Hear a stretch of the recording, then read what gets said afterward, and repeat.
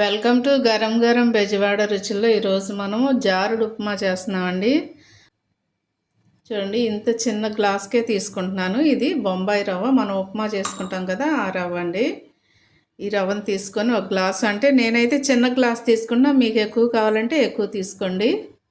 ఇది ఎలా చేయాలో చూద్దామండి. కళాయి పెట్టుకున్నాము, స్టవ్ వెలిగించి ఉప్మాకి తగినంత ఆయిల్ వేసుకోండి. నేనంటే కొంచెమే చేస్తున్నాను కాబట్టి ఆయిల్ తక్కువ వేస్తున్నా. మీరు ఎక్కువ చేసుకుంటే కనుక ఎక్కువగా వేసుకోండి. ఆయిల్ హీట్ ఎక్కింది కదండి, ఆవాలు వేస్తున్నానండి. అర స్పూన్ వేయండి. ఒక అర స్పూను జీలకర్ర వేస్తున్నాను. ఒకవేళ ఉప్మా ఎక్కువ చేసుకుంటే ఎక్కువ వేసుకోండి మీరు. ఇది చాయ్ మినపప్పు అండి. ఇది పచ్చిశనగపప్పు. ఈ తాలింపు దినుసులు దోరగా వేగాలండి. దోరగా వేగిన తర్వాత ఉల్లిపాయ నేను వేస్తున్నాను. తర్వాత కరివేపాకు కూడా వేసేస్తున్నానండి. కొంచెం కరివేపాకు వేసుకోండి.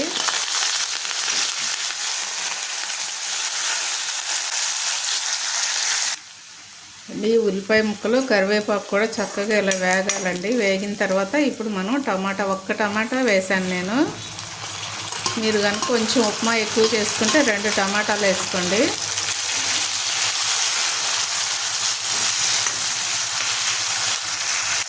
దీనిలోనే 2 పచ్చిమిరపకాయలు వేస్తున్నానండి. కొంచెం ఘాటు పెట్టి వేసుకోండి.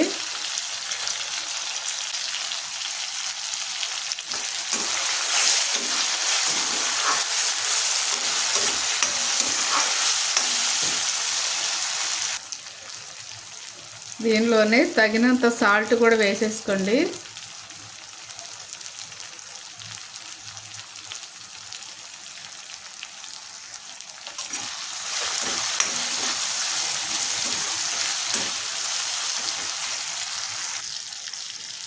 ఈ గ్లాస్తో మనము 1 గ్లాసు రవ్వ వేసుకున్నాం కదండి, కానీ 5 గ్లాసులు వాటర్ వేయాలండి.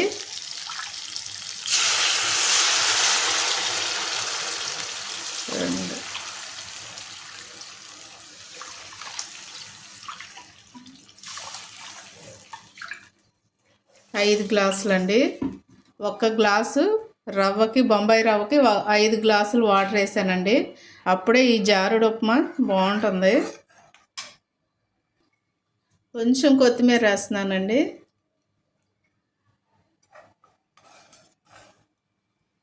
ఒకసారి సాల్ట్ చూసుకోండి సరిపోయిందో లేదో. ఉప్మా చేసినప్పుడు మనం రవ్వ వేసినప్పుడు రవ్వకు కూడా సెట్ అవ్వాలి సాల్ట్ కూడా ఒకసారి చూసుకోండి. రండి, సాల్ట్ తక్కువైంది, నేను కొంచెం వేస్తున్నాను. ఇందాక వేసాను కదా.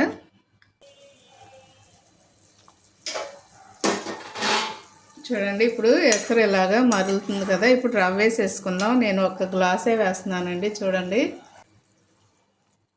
ఒక్కసారి పోసేయకండి, ఉండ చుట్టేస్తుంది, ఉండ కట్టేస్తుంది. అందుకని కొంచెం కొంచెంగా వేసుకొని ఇలా కలుపుతూ ఉండండి.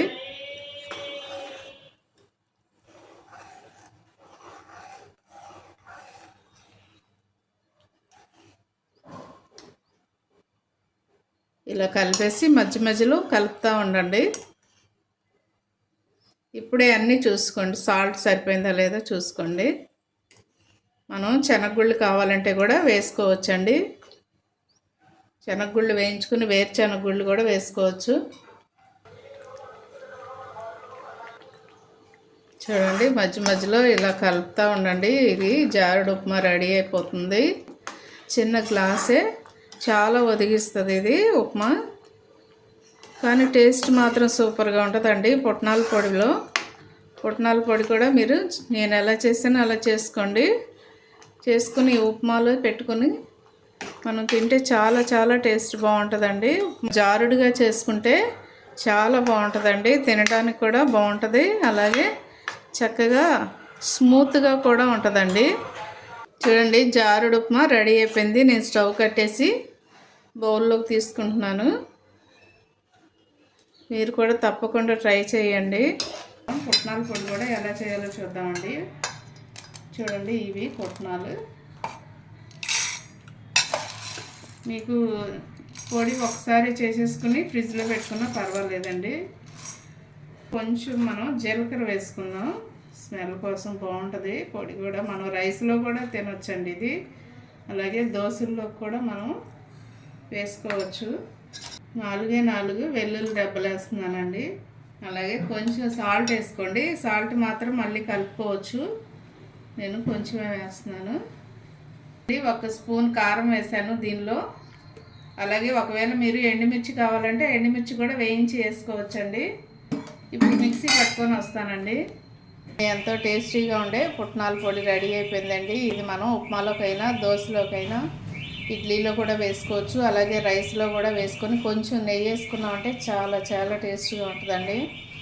అందరూ కూడా ఈ పుట్నాల పొడి రెడీ చేసుకొని ఫ్రిడ్జ్లో పెట్టుకోండి. ఎంతో టేస్టీగా ఉండే జారుడు ఉప్మా పుట్నాల పొడి రెడీ అయిపోయిందండి. మీరు కూడా తప్పకుండా ట్రై చేయండి. ఈ జారుడు ఉప్మా మీద కొంచెం నెయ్యి వేసుకోండి, చాలా చాలా బాగుంటుందండి. అసలు టేస్ట్ సూపర్గా ఉంటుంది. మీరు కూడా తప్పకుండా ట్రై చేయండి. మా ఛానల్ మర్చిపోవద్దండి. గరం గరం బెజవాడ రుచులు. సబ్స్క్రైబ్ చేయని వారంటే సబ్స్క్రైబ్ చేయండి, షేర్ చేయండి, లైక్ చేయండి. Thank you.